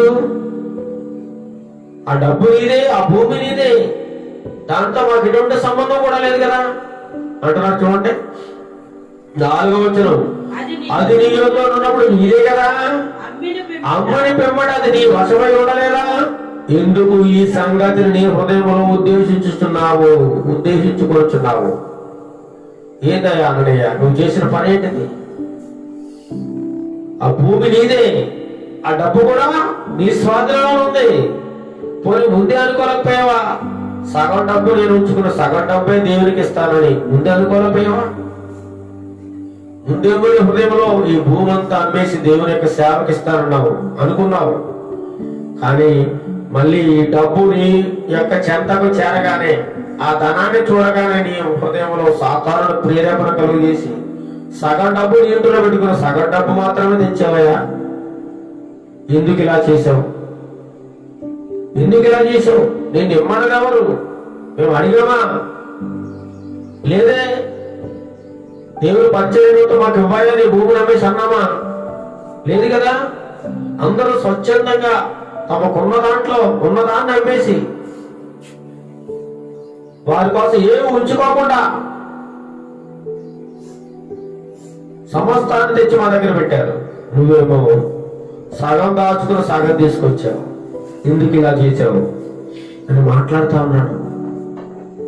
ఎందుకు ఈ సంగతిని హృదయంలో ఉద్దేశించుకున్నావు అని అడిగి, నువ్వు మనుషులతో కాదు దేవునితోనే అబద్ధం ఆడితేమని వాడితో చెప్పాను. అన్నయ్యతో అంటున్నాడు పేతురు గారు, నువ్వు నాతో అబద్ధం చెప్తున్నావు. పేతురు గారితో పర్లేదు, అబద్ధం ఆడేసాను, ఏం పర్వాలేదు, ఎవరికి తెలియదు నేను చేసిన పని అని నువ్వు అనుకున్నావు. కానీ దేవుడు నువ్వు చేసిన పనిని చూశాడు, నాకు తెలియజేశాడు. పరిశుద్ధాత్మ దేవుడు నాకంతా తెలియజేశాడు నువ్వు చేసిన పని. ఎందుకు నువ్వు దేవుడిని మోసం చేస్తున్నావు? నువ్వు మనుషులు కాదు సుమా, దేవుడినే మోసం చేస్తున్నావు. అబద్ధం ఆడుకుని ఆడేవాళ్ళు చాలా జాగ్రత్తగా గమనించాలి. నువ్వు అబద్ధం ఆడేది మనుషులతో కాదు, దేవుడితో అబద్ధం ఆడుతున్నావు అనే విషయం మర్చిపోకూడదు పిల్లరా. నువ్వు మనుషులతో కాదు దేవునితో అబద్ధం ఆడితేమని వాడితో చెప్పాను. ఇలా మాట్లాడుతూ ఉన్నాడు. ఎవరితో? అననీయతో. పేతురు భక్తుడు మాట్లాడుతూ ఉన్నాడు. పేతురు అంటే గొప్ప భక్తుడైన క్రీస్తు యొక్క పరిచారకుడు, పరిశుద్ధాత్మ శక్తి చేత నింపబడిన వాడు, గొప్ప దైవజనుడైన ప్రభు తర్వాత గొప్ప పరిచయం చేసిన వాడే.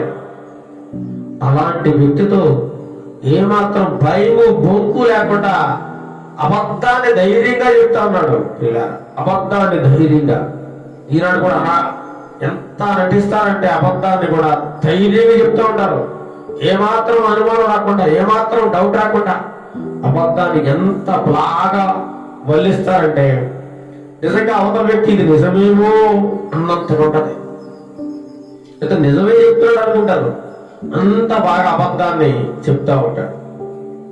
ఈ అన్నయ్య కూడా అదే విధంగా అబద్ధాన్ని మంచిగా నిజాయితీగా చెప్తా ఉన్నాడు. అబద్ధాన్ని వెంటనే అతని యొక్క హృదయంలో ఉన్న సంగతి అంతా పేతురు గారికి తెలిసిపోయి వారు చేసిన ప్లాన్ అంతా దేవుడు బయలుపరిచేశాడు పేతురు గారికి. ఇలా మాట్లాడుతూ ఉన్నాడు. అన్నయ్యతో మాట్లాడుతుండగా వినండి జాగ్రత్తగా, ఇలా చూడరా, అలా మాట్లాడుతుండగానే ఒక గొప్ప శక్తి అతనిలోకి వెళ్ళి, ఆ అననీయ ఎప్పుడైతే నువ్వు దేవుణ్ణి మోసం చేశావు, మనుషులుగా దేవుడే నువ్వు మోసం చేశావు ఎప్పుడైతే పేతురు గారు అననీయతో మాట్లాడుతున్నాడో, అననీయ కింద పడిపోయి గిలగిల కాళ్ళు చేతులు కొట్టుకుంటూ ప్రాణాన్ని కోల్పోయాడు. ఏం కోల్పోయాడు? ప్రాణం పోయింది. నేను ఎవరు చూడలేదు, నాకేం కాదు అనుకున్నాడు అననీయ. భార్యాభర్తలిద్దరూ ఒకే మాట మీద ఉన్నారు, ఒకే మాట మీద అబద్ధం ఆడడానికి, దేవుని మోసం చేయడానికి ఒకే మాట మీద ఉన్నారు. ఎందుకు నువ్వు దేవుని మోసం చేస్తున్నావు అననీయ అని ఇలా మాట్లాడుతుండగానే వెంటనే అననీయ కింద పడిపోయి కింద పడిపోయి కాళ్ళు చేతులు కొట్టుకుంటూ గిలగిల కొట్టుకుని చచ్చిపోయాడు. ఆ పేతురు గారు పాదాల దగ్గరే ఆ డబ్బు అక్కడే ఉంది, చచ్చిపోయాడు. అబద్ధం అంటే ఎంత భయంకరమైనదో చూడండి, ఎంత దారుణమైనది. అబద్ధం అంటే సాతానుడిట. ఒక మాటలో చెప్పాలంటే సాతానుడే. అబద్ధం అంటే ఏమంటే సాతానుడు. నువ్వు అబద్ధం చెప్పావా సాతానుడే. సాతానుడు, నువ్వు సాతానువే. నువ్వు సాతాను మనిషివి, సాతాను సంబంధివి. నువ్వు అబద్ధం మాట్లాడితే ఇంక సాతానుడే నీతో ఉండి ఈ పనులన్నీ చేపిస్తున్నాడు. దేవుడు లేడు నీలో. దేవుడు నీలో ఉంటే నువ్వు అబద్ధం చెప్పవు. నీ ప్రాణం పోయినా సరే అబద్ధం చెప్పవు, నిజాలు చెప్తావు, ధైర్యంగా ఒప్పుకుంటావు. మీరిద్దరు కూడా ఒక ప్లాన్ వేసుకోవాల్సింది, ఒక మాట చెప్పాల్సింది. మనము పొలాన్ని అమ్మేము, సగం డబ్బును మేము ఉంచుకున్నాం అయ్యారు, సగం డబ్బుని పరిచర్య నిమిత్తం ఇచ్చాం. మరి మేము కూడా బ్రతకాలి కదా, ఇది మా పొలం కదా, కాబట్టి పొలాన్ని అమ్మి సగం డబ్బు మీకు ఇస్తున్నాము, సగం డబ్బు మేము ఉంచుకున్నాము అని చెప్పుకుంటే ఎంత బాగుండేది. కానీ అలా చెప్పారు వెళ్ళాము, చెప్పలేదు. పొలాన్ని అమ్మిన వచ్చిన డబ్బానంతా మీకు ఇచ్చాము అయ్యారు అంటున్నారు. ఇంట్లో ఏమో సగం డబ్బు దాచుకుని వచ్చారు. ఇలా మాట్లాడుతుండగానే నువ్వు పరిశుద్ధాత్మ దేవుడిని ఎందుకు మోసం చేశావు? నన్ను మోసం చేశావు అనుకుంటున్నావు కదా. పిల్లలు అబద్ధం ఆడతారు, నాన్నను మోసం చేశాం, అమ్మను మోసం చేశాం అనుకుంటున్నారు. కానీ ఎవరిని మోసం చేస్తున్నారు? వారు సర్వ సృష్టికర్తను, దేవుడు మోసం చేస్తున్నారు అబద్ధం ఆడి. నీ భవిష్యత్తు బాగుండాలంటే, ఒక ఉన్నతమైన స్థితిలో నువ్వు రావాలంటే, నీకు ఉన్నతమైన విద్య కాగాలంటే, నీ జీవితం ఉన్నతంగా అభివృద్ధిలో ఎదగాలంటే నువ్వేం మాట్లాడాలి? సత్యం మాట్లాడాలి. ఏం మాట్లాడాలి? యథార్థంగా ఉండాలి, నిజం పలకాలి. నువ్వు తప్పు చెయ్యి. తప్పు అందరూ చేస్తూ ఉంటారు, సహజం అది. మానవుడు ప్రతి ఒక్కడు కూడా తప్పులు చేస్తూ ఉంటాడు. కానీ ఆ తప్పును కూడా ధైర్యంగా ఒప్పుకున్నవాడే నిజాయితీపరుడు. ధైర్యంగా ఒప్పుకోవాలి. డాడీ, నేను ఈ తప్పు చేశాను, నన్ను క్షమించు. మమ్మీ, నేను ఈ తప్పు చేశాను మమ్మీ, తప్పు అయిపోయింది, తెలియక చేశాను, నేను దయచేసి నన్ను క్షమించు. అన్నా, నేను ఈ ఎడలు నేను తప్పు చేశాను, నన్ను క్షమించు. అక్క, నీ ఎడలు నేను తప్పు చేశాను, నీకు తెలియకుండా ఇది తీసుకున్నాను, నన్ను క్షమించు అని చెప్తే ఎంత బాగుంటుంది. దేవుడు కూడా మెచ్చుకుంటాడు. అయ్యో, మీ బిడ్డ తప్పు చేసి తప్పును ఒప్పుకున్నాడు, ఎంత గొప్పవాడు అని చెప్పి దేవుడు కూడా సంతోషిస్తాడు. తప్పును ఒప్పుకోవాలి. కానీ అననీయ సప్పీరాలు తప్పు చేశారు, కానీ తప్పును ఒప్పుకునేవారు లేదు. అబద్ధం ఆడుతూ ఉన్నాడు. అబద్ధం ఆడేందుకు వచ్చిన శిక్ష ఏంటి? అబద్ధం ఆడేసాడు సింపుల్ గా. ఇప్పుడు ఫలితం ఏమొచ్చింది? అననీయ ఏమైపోయాడు? కాళ్ళు చేతులు కొట్టుకుంటూ గిలగిల కింద పడిపో కొట్టుకుని చచ్చిపోయాడు. ఇక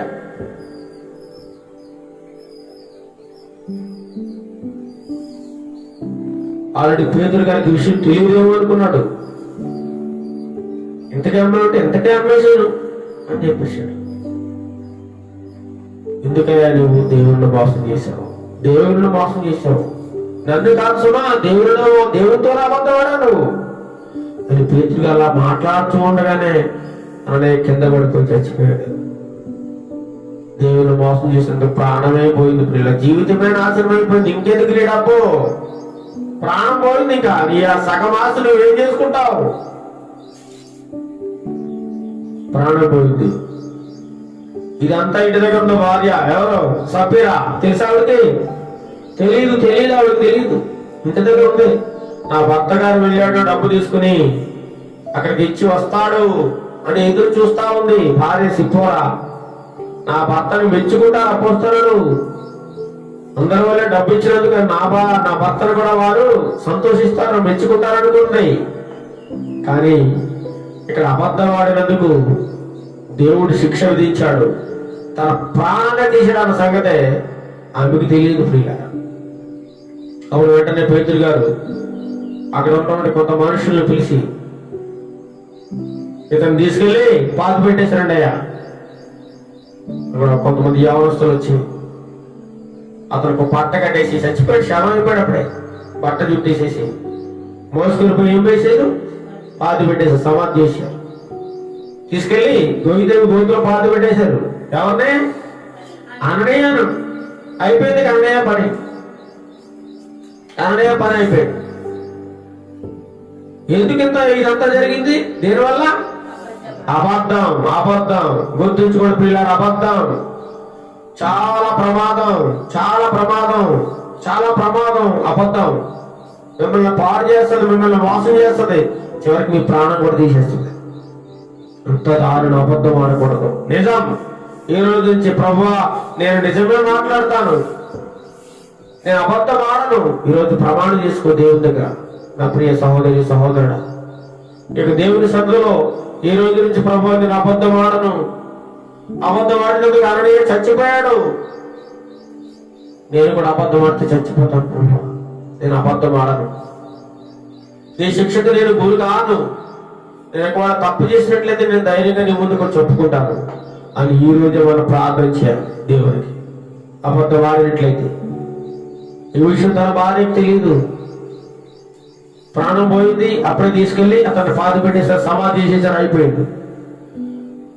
3 గంటల తర్వాత ఏంటి, నా భర్త ఇంకా రావడం లేదు ఇంటికి, అక్కడికి వెళ్ళి ఇంకా రాలేదేంటి, అక్కడ ఏం జరుగుతుందో, నా భర్తను వాళ్ళందరూ సన్మానిస్తున్నారేమో, గౌరవం చేస్తున్నారేమో, అందరూ పొగుడుతున్నారేమో, పొడుగుతున్నారేమో, నా భర్తని అందరూ మెచ్చుకొని ఉంటారో అనుకుంటుంది. మా ప్లాన్ సక్సెస్ అయినట్టుంది, మేము మా భర్త మంచి చక్కగా అబద్ధం ఆడాడు, మాకు 50 లక్షలు ఇంట్లో మిగిలాయి, బాగుంది అని ఎంతగానో సంతోషిస్తూ ఉండవచ్చు. ఇంటి దగ్గర తన భర్త రాక కోసం ఎదురు చూస్తూ ఉండవచ్చు. అతను ఎంతకో రాకపోయేసరికి 3 గంటలు అయిపోయింది. ఇక ఎన్ని గంటలు అయిపోయింది చూడండి పిల్లరా, 7వ అధ్యాయం 7వ వచనం 5వ వచనం. ఇంచుమించు 3 గంటల సేపటికి వాని భార్య జరిగినది ఎరుగగా లోపలికి వచ్చి అపోస్తలుల దగ్గరికి వచ్చి ఇంటి నుంచి బయలుదేరి, అయ్యో నా భర్త ఇంకా రావడం లేదండి, చాలా సమయం అయింది, ఇంకా రావడం లేదు, ఎక్కడికి వెళ్ళాడు అని చెప్పి, ఇతను ఎక్కడికి వెళ్ళాడో తెలుసు కదా భార్యకి. తిన్నగా అపోస్తలుల దగ్గరికి బయలుదేరింది, ఇంటి దగ్గర నుంచి బయలుదేరి వచ్చింది. ఈ సంగతి అంతా జరిగినంత ఆమెకు తెలుసా? తెలియదు.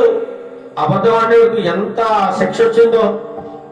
తన భర్త చనిపోయాడు, అతన్ని ఇంకా సమాధి పాతి పెట్టేశారు సంగతి కూడా ఆమెకి ఏం తెలియదు. ఇంచుమించు 3 గంటల సేపటికి వాని భార్య జరిగినది ఎరుగక లోపలికి వచ్చాను. ఎరుగలో చూచానండి. అప్పుడు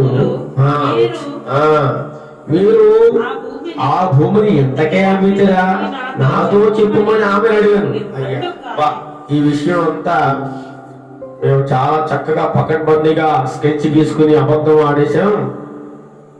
చేతులు గారికి ఏమీ తెలియదు, పాప అమాయకుడు, మేము ఈజీగా మోసం చేసేస్తున్నాం. పేతురెడ్డి అంటే మనలాంటి మనిషే కదా, అబద్ధం చెప్పితే ఏమైంది, నమ్మేస్తారులే అనుకుంది. ఇక్కడ జరిగిందంతా ఏం తెలియదు, పాపం వచ్చేసింది. అయ్యా నా భర్త ఏంటి, నా భర్త ఎక్కడా అని అడిగి ఉండవచ్చు. సరే అమ్మా, సరే రండి, ప్రైజ్లో టైగర్ అన్ని బాగా ఉన్నాయి, వందనాలండి. వందనాలమ్మా. వచ్చింది పేతురు గారికి. అమ్మా అడుగుతా ఉన్నారు, ఎవరితో? సిప్పోరా, సొగసైనది, సువాసన గలది, ఎంత బాగుందో పేరు. కానీ అమ్మా మీరు భూమిని అమ్మారు కదా, మీరు భూమిని ఇప్పుడు ఈ డబ్బు తీసుకొచ్చారు కదా, ఎంతకే అమ్మారమ్మా మీరు అని పేతురు గారు సిప్పోరని అడిగారు. అందుకే ఆమె ఏమిటంది? అవును, చదవండి. అందుకే ఆమె అవును ఎంతకే అని చెప్పాను. వాక్యాన్ని జాగ్రత్తగా చూడండి, వాక్యాన్ని పరిశీలించండి. వాక్యములు దేవుడు రాయించే దేవుడు నిజంగా జరిగిన యథార్థ సంఘటన. దేవుని వాక్యం అంటే కలుపుతాము, కట్టుకథలు లేనిపోని కాదు ప్రియులారా, యథార్థంగా జరిగిన సంఘటన. అందుకని అవును ఇంతకే అని చెప్పాను. చూడండి ఏం కూడా ఏమంటున్నప్పుడు అబద్ధం అబద్ధం ఇద్దరే ఏమనుకున్నారు అక్కడ ఇంట్లో. నేను ఏ మాట చెప్పాను, నువ్వు కూడా అదే మాట చెప్పు, నీ మాట నా మాట ఒకేలా ఉండాలి. మన ఇద్దరం అబద్ధం ఆడుతున్నామంటే ఇద్దరిది ఒకేలా ఉండాలి తప్ప ప్రాణం పోయిన మనం నిజం చెప్పొద్దు. కొంతమంది అనుకుంటారు ప్రాణం పోయినట ఏం చెప్పకూడదు, నిజం చెప్పొద్దు. అబద్ధం చెప్పేసి ఎలాగైనా సరే నమ్మించేద్దాం, ఎలాగైనా నమ్మించేద్దాం. మన మాటలు నమ్మేస్తారు వాళ్ళు ఎదుపక్కలు ఎదుబాగులాడు, వాళ్ళకి ఏం తెలియదు, నమ్మేస్తారు. మనం ఏం చెప్పినా నమ్మేస్తారు. వీరిద్దరు చక్కగా ప్లాన్ వేసుకున్నారు, భార్య భర్తలు ఇద్దరు కూడా. అనే సత్యాలు ఎంతగా అమ్మావమ్మా మీ భూమిని? అవునయ్య గారు ఎంతగా అమ్మావు? 50 లక్షలు వచ్చింది. నిజానికి వచ్చింది ఎంత? 1 కోటి రూపాయలు వచ్చాయి. కానీ 50 లక్షలకి అమ్మామని చెప్పి ఈవిడు కూడా అబద్ధం చెప్తా ఉంది. భర్త పరిస్థితి ఏమైందో అబద్ధం చెప్పినందుకు ఈవిడ తెలియదు. ఆ విషయం ఏం జరిగిందో అబద్ధం అన్నందుకు తన భర్త ప్రాణం పోయి అప్పుడే బాధ పెట్టేశారన్న సంగతి కూడా తెలియదు ఈవిడి. ఏం కూడా అబద్ధం ఆడేస్తుంది. అప్పుడు అంటాడు పేతురు గారు, చూడండి అందుకు ఆమె అవును ఇంతకే చెప్పి అందుకు పేతురు ప్రభు యొక్క ఆత్మను శోధించడము మీరెందుకు ఏకీభవించితరి ప్రశ్నిస్తా ఉన్నాడు సప్పీరాను. ఎందుకు మీరు అంటున్నట్టు మీరు మీ భార్య భర్తలు ఇద్దరు కూడా దేవుణ్ణి మోసం చేయాలని ఎందుకు అనుకున్నారు? ఎందుకు మీకు ఎటువంటి నీచమైన బుద్ధి కలిగింది మీ హృదయంలో? మిమ్మల్ని డబ్బు మిమ్మల్ని ఎవరు అడిగాడు? నీ భూమిని ఎవరు అమ్మమన్నారు? నువ్వు ఇంతకే అమ్మావా? దేవుణ్ణి మోసం చేస్తున్నావు సుమా, నువ్వు అబద్ధం ఆడుతున్నావు. లేదయ్యా ఇంతకే అమ్మాను. దేవుని యొక్క ఆత్మను ప్రభు యొక్క ఆత్మను శోధించడము మీరెందుకు ఏకీభవించితని? నువ్వు అబద్ధం ఆడుతున్నావు బిడ్డ. నువ్వు చేసిన పనంతా నాకు తెలుసు, మీరు చేసిన మోసం నాకు తెలుసు. 1 కోటి రూపాయలకు మీరు అమ్ముకుని 50 లక్షలకి అమ్మేదని చెప్పి నాతో అబద్ధం ఆడుతున్నావు. నువ్వు నన్ను కాదు మోసం చేస్తావు, నువ్వు దేవాది దేవుడిని మోసం చేశావు, నువ్వు అబద్ధం ఆడుతున్నావు అని చెప్పి అననీయాన్ని గద్దించినట్టు కనబడుతున్నా. అనేదో చెప్పారు, ఇదిగో నీ పనిమిడి వచ్చాడు ఈ డబ్బు తీసుకుని, నీవనే అతను కూడా అబద్ధం ఆడాడు, దేవుడిని మోసం చేశాడు. నాతో అబద్ధం చెప్తున్నాను. పేతురు గారు ఏమనుకోరు, పేతురు గారికి ఏం తెలియదు నువ్వు మీరు అనుకుంటున్నారు. కానీ దేవుడు అంతా మీరు చేసిన పని అంతా చూశాడు, నాతో చెప్పాడు. కాబట్టి నీ భర్త అబద్ధం చెప్పినందుకు చచ్చిపోయాడు. ఏమైపోయాడు? గిలగల కొట్టుకుంటూ ప్రాణుడు చచ్చిపోయాడు. ఇప్పుడే యవనస్తులంతా అతని శవాన్ని గోడ చుట్టేసి తీసుకెళ్లి పాతి పెట్టేశారు. బయట నిలబడుతున్నారు. వారు వచ్చి బయట నిలబడుతున్నారు. నువ్వు కూడా అబద్ధం ఆడుతా ఉన్నావు, దేవుని మోసం చేస్తా ఉన్నావు, దేవుని శోధిస్తున్నావు. ఎందుకు మీరు ఈ విధంగా తయారయ్యారు? ఎందుకు మీ మనసు ఇలా అయిపోయింది? దేవుని వాక్యం ఉన్నారు, దేవుని బాధ ఉంటున్నారు, రక్షణ పడ్డారనుకున్నావు.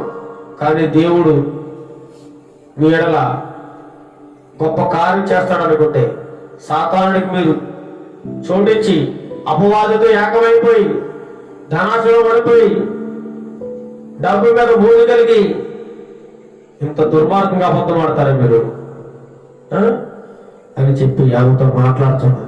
ఇదిగో నీ పెరిమిడిని పాతి పెట్టిన వారి పాదములు వాకిటినే ఉన్నావు. ఇగో బయట నిలబడుతున్నారు. ఇగో ఆ మనుషులు ఇప్పుడే నీ భర్తను తీసుకెళ్లి వారు చచ్చిపోయాడు, నీ భర్త సమాధి చేసి వచ్చారు. బయట ఉన్నారు చూడు ఆ మనుషులు. ఇగో బయట ఉన్నారు వారు నిన్ను మోసుకొని పోతున్నాముతో చెప్పారు. ఏం చెప్పారు? నీ పరిస్థితి కూడా అంతే, నువ్వు కూడా చేస్తావు, నిన్ను కూడా మోసుకెళ్ళి పాతి పెట్టేస్తారు అనగానే అలా మాట్లాడుతుండగానే ఈమె కూడా కింద పడిపోయి గిలగిలగిలగిల కుట్టుకుంటూ ప్రాణం విడిచేస్తుంది. పేతురు గారి పాదాల దగ్గరే ప్రాణం విడిచేస్తుంది. ఎంత దౌర్భాగ్యం, ఎంత దౌర్భాగ్యం. ఒక అబద్ధం 2 జీవితాలను బలి తీసుకుంది. ఒక అబద్ధం దేవుని ఎడల అబద్ధం ఆడావు, ప్రియబిడ్డ జాగ్రత్త. నేను ఎవరు చూస్తలేదు, ఈ కార్యం చేస్తుంటే నేను ఎవరు పట్టించుకోలేదు, నేను చూడలేదు, నా భర్తకు తెలియదు, నా భార్యకు తెలియదు, నా పిల్లలకు తెలియదు నువ్వు అనుకుంటున్నావు. కానీ దేవుడు చూస్తున్నాడు సుమా. దేవుడు ప్రతి ఒక్కడి చూస్తున్నాడు, ప్రతి ఒక్కడి చూస్తున్నాడు. నువ్వు ధైర్యంగా నిజాన్ని ఒప్పుకో, నువ్వు చేసిన తప్పును ఒప్పుకో, ఆ పాపాన్ని ఒప్పుకో. ఒప్పుకోలేదా అట్లే కప్పు పెట్టుకున్నావు, సంవత్సరాల తరబడి నాశనం. ఏదో ఒక చచ్చిపోతావు, నరకానికి వెళ్ళిపోతావు. అన్నయ్య సభ్యుల పరిస్థితి అదే. అబద్ధం ఆడారు, అన్నయ్య చచ్చిపోయాడు. అబద్ధం ఆడింది, ఇద్దరు ప్లాన్ వేసుకుని ఒకే రీతిగా అబద్ధం ఆడారు. సభ్యులు కూడా గిలగిలా కొట్టుకుంటూ ప్రాణం విడిచిపెట్టింది. పేదరు గారి యొక్క పాదాలను పడి చచ్చిపోయింది.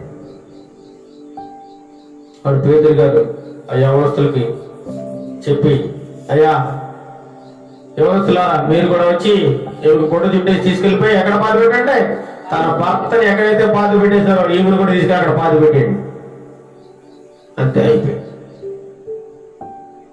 వెంటనే మనుషులు కూడా వచ్చేసి ఆమె చనిపోయింది చూసి వెంటనే ఇంకో కొట్టు చుట్టేసేసి ఆమెను కూడా మోసుకొని పోయి ఎక్కడ ఆమె భర్త ఎక్కడైతే పాతి పెట్టారో అక్కడ కూడా ఈమెను పాతి పెట్టేశారు. వెంటనే సంఘంలో ఉన్న సంఘ సభ్యులకి, విశ్వాసాలందరూ కూడా భయం కలిగింది. ఏం కలిగింది? భయం. అమ్మ బాబాయ్, దేవుడు ఇంత గొప్పవాడు, ఇంత శక్తి, ఒక చిన్న అబద్ధం అనుకున్నా.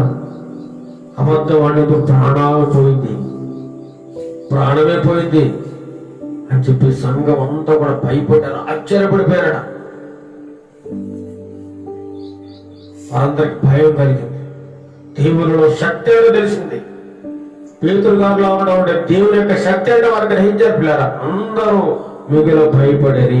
మిగులు భయం విని వారందరికీ, సంఘం అంతటికి, ఈ సంఘంలో ఉన్న వారందరికీ ఏం కలిగింది? మిగుల భయము. మిగుల భయం, ఎక్కువ భయం కలిగింది వాళ్ళందరికీ. ఇంకెప్పుడు తప్పు చేయకూడదు బాబాయ్.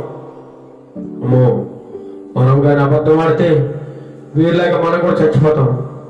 మనం అబద్ధం ఆడకూడదు ఎప్పుడు. ఈరోజు ప్రియ సహోదరి సహోదరుల, మనతో మాట్లాడుతున్నాడు దేవాది దేవుడు. తప్పు చేసినట్లయితే ధైర్యంగా దేవుడి దగ్గర, ప్రభువా నేను పాపని, ఈ పాపం చేశాను ప్రభు, ఈ అబద్ధం ఆడిన ప్రభు నన్ను క్షమించు ప్రభు. కనీసం ఆ అననీయ కూడా వచ్చి వారిద్దరి ఇంటి దగ్గర ఏదో అనుకున్నారు, కానీ భార్య అయినా చెప్పాలి కదా. అయ్యో భర్త, అయ్యో నా భర్త, అన్నయ్య గారు, మనము ఈ పొలాన్ని అమ్మి దేవుడికి ఇస్తానని మనం అనుకున్నాం కదా, మళ్ళీ మనం సగం మన ఇంట్లో దాచుకుని సగం ఇస్తే అది మంచిది కాదేమో, మన అబద్ధం ఆడిన వారు అవుతాం అని భర్త అయినా చెప్పలేదు, భార్య అయినా చెప్పలేదు. పోనీ భర్త, అయ్యో సిప్పారా, మనం సగం దాచుకుని సగం ఇస్తే ఎలాగా, తప్పు కదా, దేవుడికి మనం అంతే ఇస్తానని ఆ రోజు అన్నాం, కానీ ఈరోజు సగం దాచుకొని సగం ఇస్తే మనం దేవుడిని మోసం చేసినట్టు అవుతుంది కదా అని చెప్పి ఒకరికొకరు అనుకోలేదు. ప్రియులారా, ఇద్దరు అబద్ధం ఆడారు, ఇద్దరు ఒకటైపోయారు. సాతానుడు ఇద్దరే ఒకటే, అబద్ధం విషయంలో ఇద్దరు ఒకటి చేసాడు. ఒకే ఆత్మ కలిగి ఉన్నారు వారు. దురాత్మ. ఏ ఆత్మది? దురాత్మ కలిగి ఉన్నారు. కాబట్టి ఈ రోజు మనం నేర్చుకోవాల్సింది ఏంటంటే ప్రియులారా, మనమందరం కూడా అబద్ధం ఆడకూడదు. ఏమాడకూడదు? అబద్ధం ఆడకూడదు. జీవితంలో అబద్ధం ఆడకూడదు. ఏది ఏమైనా సరే నిజం చెప్పాలి. ధైర్యంగా చేసిన తప్పును ఒప్పుకోవాలి. అననీయ సత్యనారాయణది పొలం వాడదే, భూమి వాడదే కదా. అపోసలుడు అది భూమి కాదు, వాడదే. ఆ భూమి నమ్మారు, ఆ డబ్బు కూడా వాడదే, వాడదే. వాళ్ళు ఏమన్నా దేవునికి ఇవ్వండి మీ భూమి నమ్మేసి ఏమైనా అపోసలుడు చెప్పాడా? చెప్పలేదే, ఏమీ చెప్పలేదు. వారంతటా అనుకున్నదే వారే. అందుకే దేవుడికి మనం ఏదైనా ఇస్తాను అని అనుకున్నామంటే తప్పకుండా ఏం చేయాలి? ఇచ్చి తీరాలంతే. బాబా నేను నీకు ఈ యొక్క నాకున్న దాంట్లో కొంత నీకు ఇవ్వగలుగుతున్నాను అని ఇస్తాను అని మనం అనుకున్నామంటే కంపల్సరీ ఇచ్చేసేయాలి.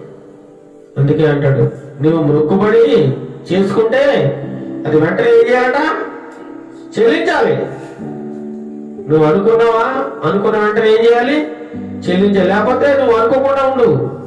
నువ్వు మొక్కుకోకుండా ఉంటేనే మంచిది నీకు.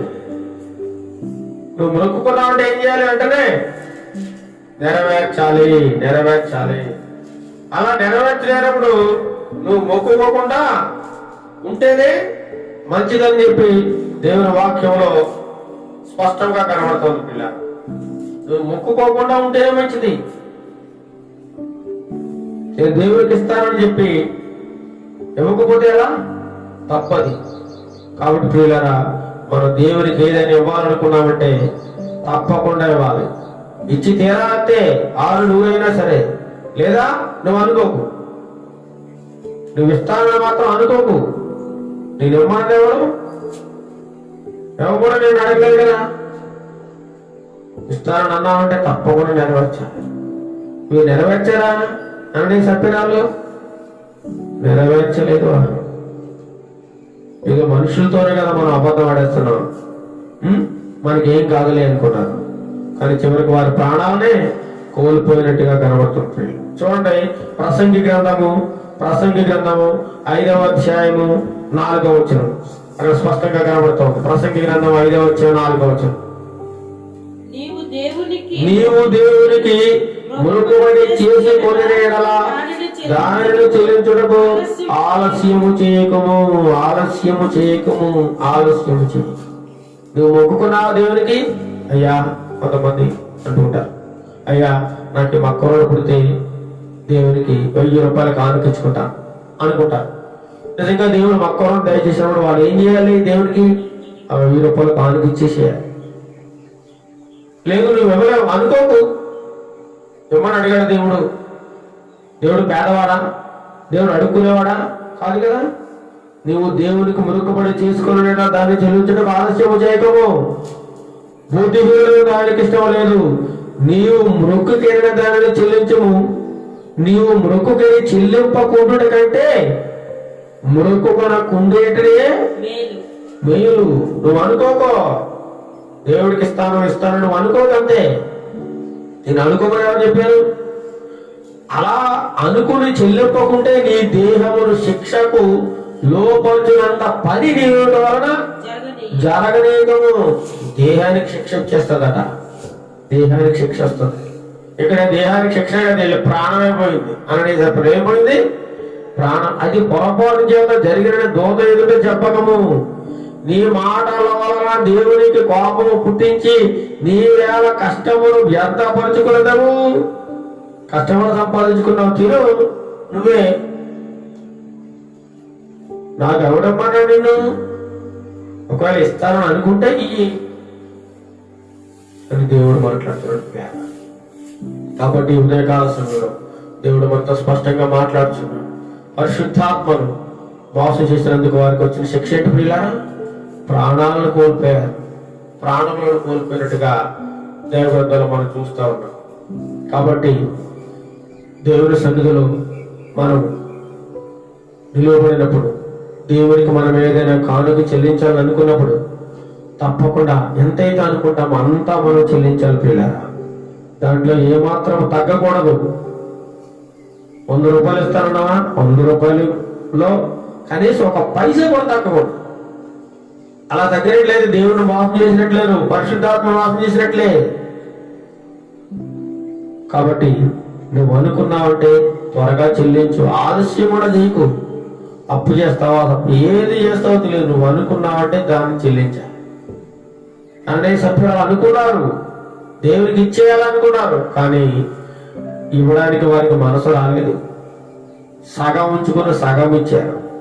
పరిశుద్ధాత్మ దేవుడిని మోసం చేశారు. ఫలితం ఇద్దరు ప్రాణాలు కోల్పోయారు. ఆ దాచుకున్నది ఏమైంది? అనుభవించారు వారు? లేదు. కాబట్టి పిల్లరా, ఈరోజు దేవుడు కాల సమయంలో మన మాట్లాడు. అబద్ధం ఆడకూడదు. నీతిని యథార్థతను విడిచిపెట్టకూడదు. అనుదినము మనమందరము సత్యం పలకడానికి, యథార్థంగా జీవించడానికి, నీతి కలిగి జీవించడానికి మనందరినీ దేవుడు సిద్ధపరచును గాక. విన్న వాక్యమును బట్టి ప్రతి ఒక్కరూ వారి యొక్క హృదయములలో ఇక మీదట నుండి సత్యం పలకడానికి దేవుడు వారి హృదయములలో ప్రేరేపణ కలుగజేయును గాక. ఆమేన్. ఈ వాక్యం అందరి హృదయములలో ఫలింపజేయును గాక. ఆమేన్. ప్రార్థన చేసుకుందాం. మహాగరుడు మహోన్నతుడైన మా ప్రియ పరలోక తండ్రి, నీ యొక్క పరిశుద్ధమైన నామానికి వందనాలు స్తోత్రాలు చెల్లిస్తున్నాం నాయన. ఇంతవరకు నీ ప్రియ బిడ్డలందరికీ నీ వాక్యము ద్వారా అన్నయ్య సత్వీరాల జీవితం గురించి, వారు చేసినటువంటి మోసం అబద్ధాల గురించి నువ్వు స్పష్టంగా తెలియజేసినందుకు వందనాలు స్తోత్రాలు చెల్లిస్తున్నా ప్రభా. అన్నయ్య సత్వీరాల జీవితాన్ని మేము తండ్రి ప్రభా ఒక ఉదాహరణగా తీసుకోవాలి నాయన. ఇంకెప్పుడు కూడా ఇంకెన్నటికీ నేను అబద్ధం ఆడకుండా, ఏ విషయంలో మేము తప్పుకోకుండా, నీకు ఎవరి విషయంలో మేము యథార్థత కలిగి నీతి కలిగి సత్యముతో మేము ఎంత అనుకుంటే అంత ఇవ్వడానికి నీ కృపను సహాయం దయచేయడం నేను. నీ యథార్థను విడిచిపెట్టకుండా తండ్రి ప్రభా మా హృదయంలో కాపాడడం నేను. మా హృదయంలో సాతాను చూడకుండా తండ్రి నాయన మమ్మల్ని కాపాడండి ప్రభా. సాతాను మా హృదయంలో ఎటువంటి ప్రేరేపణలో కలుగు చేయకుండా వారిని దూరపరచండి, లయపరచండి. వాడు దుష్టుడు నాయన. ఎల్లప్పుడూ మా ప్రక్కనే ఉండి మమ్మల్ని ఏ విధంగా పాడు చేయాలా, నాశనం చేయాలా, మా చేత ఏ విధంగా అబద్ధంలో పలికించాలని నిత్యము ప్రయత్నాలు చేస్తూనే ఉన్నాడు నాయన. వాడికి ఏమాత్రమే అవకాశం ఇవ్వకుండా నీ ప్రియ బిడ్డలందరినీ కాపాడండి ప్రభు. ఎంతమంది అయితే వాక్యములు ఉన్నారో వారందరి హృదయాల్లో సత్యం పలకడానికి, నీతి యథార్థత కలిగి జీవించడానికి, నీ యందు భయభక్తులు కలిగి జీవించడానికి నీ కృపను సహాయం దయచేయండి. విన్న వాక్యమును దూరంతులుగా అడుగుతాయి వారి హృదయంలో ఫలింపజేయండి ప్రభా. దీవించండి, ఆశీర్వదించండి. మా యొక్క పరిచయం దీవించండి. రాబో కాలంలో ఉన్నతమైన పరిచయం చేయడానికి, అనేకులు రక్షణ పొందడానికి, మారు మనసు పొందడానికి, నీ యొక్క సత్యాన్ని వారు గ్రహించడానికి నీ కృపా సహాయం విడిగా దయచేయండి. నీకు సేవలు మమ్మల్ని బలంగా వాడుకోండి ప్రభా. నీకు ఇష్టమైన పాత్రలుగా మమ్మల్ని మలుచుకోండి నాయన. నీకు ఇష్టమైన సాధనలు మమ్మల్ని వాడుకోండి నాయన. నాకు ఇచ్చిన బిడ్డలు దీవించి ఆశీర్వదించండి. వారు నీ పరిచయంలో ఎదగడానికి నీ కృపా సహాయం దయచేయండి. నేను భయభక్తులు కలిగిన జీవితాన్ని వారిని నేర్పించండి నాయన. నన్ను, నా కుటుంబాన్ని దీవించండి. అదేవిధంగా ఈ వాక్యంలో ప్రతి కుటుంబాలను దీవించండి. మా బంధువులందరినీ దీవించండి. ఇరుగు పొరుగు వారిని, సమస్త మనుషులందరినీ దీవించండి. యథార్థము కలిగి, సత్యము కలిగి, నీతి కలిగి జీవించడానికి ప్రతి ఒక్కరిని ప్రేరేపించండి ప్రభా. ఏమి జరిగినా ప్రభా, ఎంత ఉపద్రవం వచ్చినా మేము సత్యం పలకడానికి, సత్యవంతులుగా జీవించడానికి నీ కృప దయచేయండి. నీ సత్యాన్ని మా హృదయంలో నింపండి ప్రభా. నువ్వు సత్యవంతుడవు, యథార్థవంతుడవు తండ్రి. నీకు అబద్ధానికి నీలో చోటు లేదు ప్రభా. అబద్ధం కేవలం సాతానుడు మాత్రమే. అబద్ధం అనేది సాతాను ద్వారా పుట్టింది ప్రభా. అబద్ధానికి జనకుడు వాడు పురుషుడు. అబద్ధాన్ని కనినవాడు సాతానుడు ప్రభా. అటువంటి సాతానుడి యొక్క ఉచ్చుల్లోనే పడకుండా మమ్మల్ని తప్పించండి, కాపాడండి. నీ కృప కాపుదల మెండుగా ఉంచండి. మా దేశమును, మా దేశ ప్రజలందరినీ రక్షించండి. ఎంతమంది అయితే ఆసుపత్రుల్లో రకరకాల వ్యాధులతో బాధపడుతూ సతమతమవుతున్నారో వారందరినీ రక్షించండి, కాపాడండి. చక్కని ఆరోగ్యం దయచండి ప్రభు. మా కుటుంబ సభ్యులను మమ్మల్ని జ్ఞాపకం చేసుకోండి. నీ పరిచర్యలు ఇంకనూ వర్ధిల్లడానికి, ముందుకు సాగడానికి నీ కృపా సహాయం మెండుగా దయచేయండి. దీవించి ఆశీర్వదించండి. ఘనత మహిమ ప్రభావం నీకే ఆరోపిస్తూ నజరేయుడైన యేసుక్రీస్తు నామములో ప్రార్థన చేస్తున్నాం తండ్రి. ఆమేన్, ఆమేన్. పరలోక ప్రార్థన. పరలోకమందున మా తండ్రి, నీ నామం మధ్యపట్టును గాక, నీ రాజ్యం వచ్చును గాక, నీ చిత్తం పరలోకం నెరవేర్చినట్టు భూమి మీద నెరవేరును గాక. మాకు కావాల్సిన అనుగ్రహారం దయచేయము. మా రుణస్తులు క్షమించిన ప్రకారం మా రుణం క్షమించు. శోధనలోని తగ్గ తప్పించు. ఎందుకంటే రాజ్యము, బలము, మహిమ నిరంతరము నేను ఉన్నావు తండ్రి. ఆమేన్, ఆమేన్.